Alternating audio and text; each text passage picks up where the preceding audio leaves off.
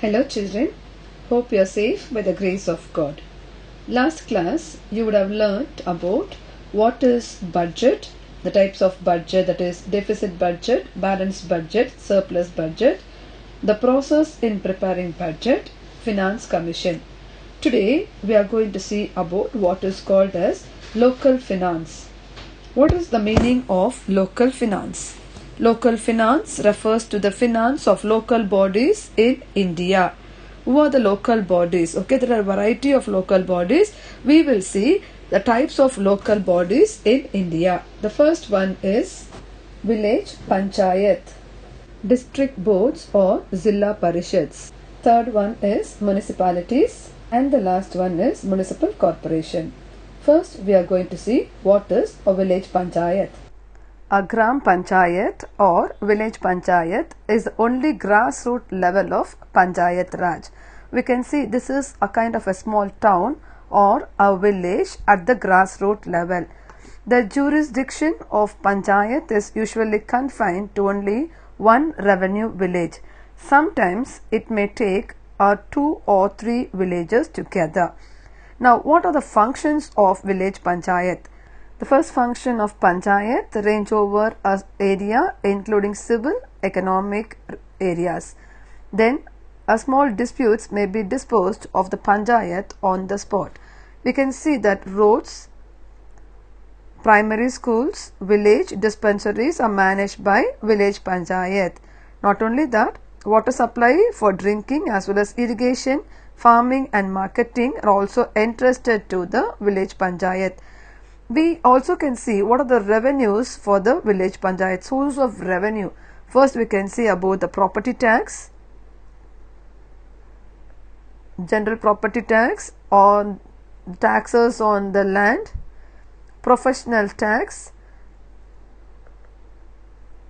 taxes on animals and vehicles, service tax, theatre tax, pilgrim tax, etc. And we can also see like taxes on birth and death. All these taxes are the source of revenue to the village panchayat. Next, we will see district boards or zilla parishads. Zilla parishad. This word says that it is established at the district level. We can say it is established at the district level. Zilla Parishad is a coordinating body which exercises general supervision over the working of Panchayat Samiti and advises them over the implementation of development scheme. We'll see what are the sources of revenue for the district Panchayat. The first one we will see is grants in aid. What is grants in aid? Grants in aid means the money from the government for a special project. Then we can see the toll fee, income from properties, income from the fairs, exhibitions, property tax. All these are income for the zilla board or zilla parishad, district board or zilla parishad. The next we are going to see is municipalities. Establishment. The municipalities are bodies or institutions which are established in urban areas for looking after the local affairs. What are the functions of these municipalities? We can see like it is, they look after the sanitation, public health, local roads, lighting, water supply, cleaning of streets, maintenance of parks and gardens, hospitals, dispensaries, etc. Apart from that, they also take care of the provisions of the primary educations, fairs, exhibition. But all these functions are performed subject to the control of the state government. We'll see now what are the sources of revenues for the municipalities. Taxes on property is a source of things. Taxes on property. Taxes on goods. Taxes on profession. Taxes on vehicles and animals, theatres, grants in aid from state government is also the source of revenues of municipalities. Next we will see what is municipal corporation. The municipal corporations have wide powers and enjoy greater freedom as compared to municipalities. Water supply, drainage, lighting roads, slum clearance, housing and town planning are some of the functions of municipal corporation. With the rapid increase in the population in the cities, we can see that municipal corporation has definitely added a lot of functions with this. With the sources of revenue, the first source of revenue or the income for the municipal corporation is tax on property,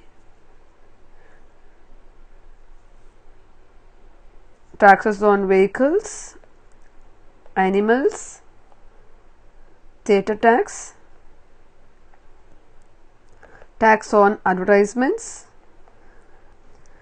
taxes on trade and goods that are brought into the city for sale are also the revenue for the municipal corporations. Next, we will see what is called as fiscal policy. Fiscal policy means the budgetary manipulation affecting the macroeconomic variables. What are the macroeconomic variables? That is the output, the employment, savings, investment, etc. Fiscal policy is an instrument of macroeconomic policy. Fiscal policy has been very popular among the modern governments. The growing importance of fiscal policy was due to the Great Depression and the development of new economics by Keynes. We will see the definition for fiscal policy. Here we can see the definition. The use of fiscal policy is the use of fiscal tools by the government continuous what we call as fiscal policy. Fiscal policy is a policy under which the government uses its revenue and expenditure programs to produce desirable effects and avoid undesirable effects on national income, production and employment. Fiscal policy is used as a balancing device in an economy. We can see one more definition. Fiscal policy is the use of government revenue collection, that is tax, expenditure, that is spending, to influence a country's economy.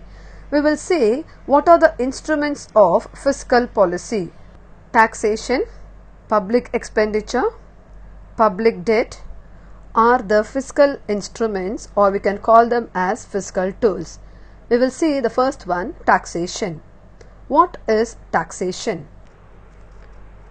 Tax is a source of revenue to the government. It is being collected from the people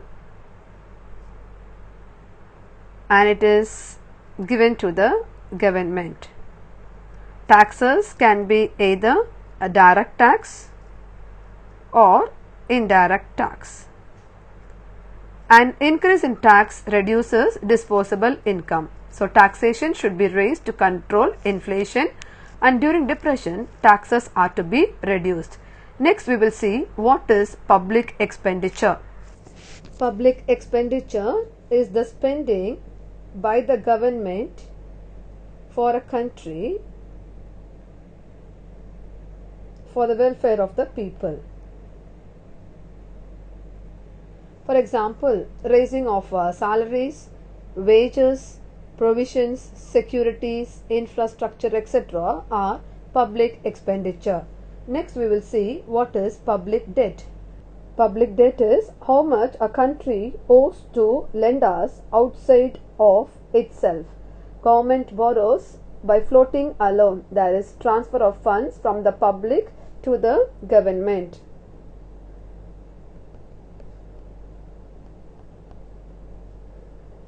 We can say at the time of interest payment and repayment of public debt, funds are transferred from the government to the public.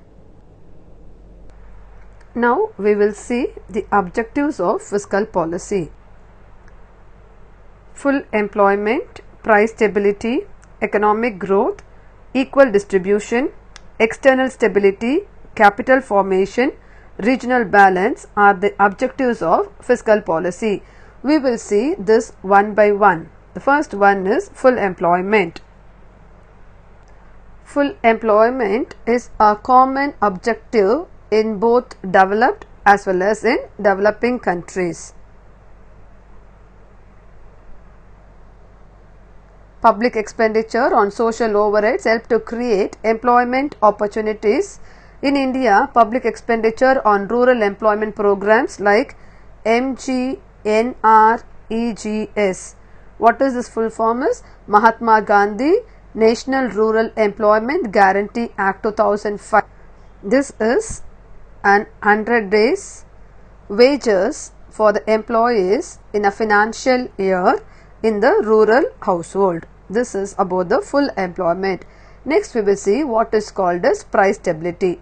Price instability is caused by mismatch between aggregate demand and aggregate supply. Inflation is due to excess demand for goods. If excess demand is caused by government expenditure in excess of real output, the most effective measure is to cut down the public expenditure. So, to fight depression, the government needs to increase the spending and reduce the taxation. Next we will see what is economic growth. Economic growth is the increase in the amount of goods and services produced per head of the population over a period of time. Fiscal policy is used to increase the productive capacity of the economy. Tax is to be used as an instrument for encouraging investment. Public sector investments are to be increased to fill the gap left by the private investment. When resource mobilization through tax measures is inadequate, the government resorts to borrowing both from the internal as well as external sources to finance growth projects. Equitable distribution. Progressive rates in taxation helps to reduce the gap between rich and poor. Free education, noon meal for children, and subsidies promote the living standard of the people. Next is capital formation. Capital formation is essential for rapid economic growth. Government expenditure on infrastructure development like power and transport encourage private investment. When we see about exchange stability, it is a fluctuation in the international trade cause movements in exchange rate. The reduction in import duty on import of raw material and machinery enables reduction in cost and makes the exports competitive. We can say there is an exchange stability here. Regional imbalances. Fiscal incentives for industry in the backward regions helps to narrow down the regional imbalance. Public expenditure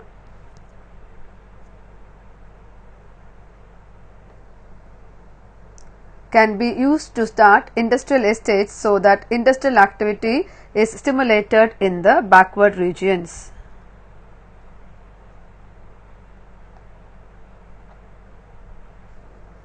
So, we saw like the objectives of fiscal policy are full employment, price stability, economic growth, equal distribution, capital formation, exchange stability and regional imbalance. Just we will do a small recap of the topic that we have learned today. Types of local bodies, that is village panchayat, district boards or zilla parishads, municipalities and municipal corporation. Next we saw what is called as fiscal policy, what are the instruments of fiscal policy and the objectives of fiscal policy. Children, learn the objectives of fiscal policy.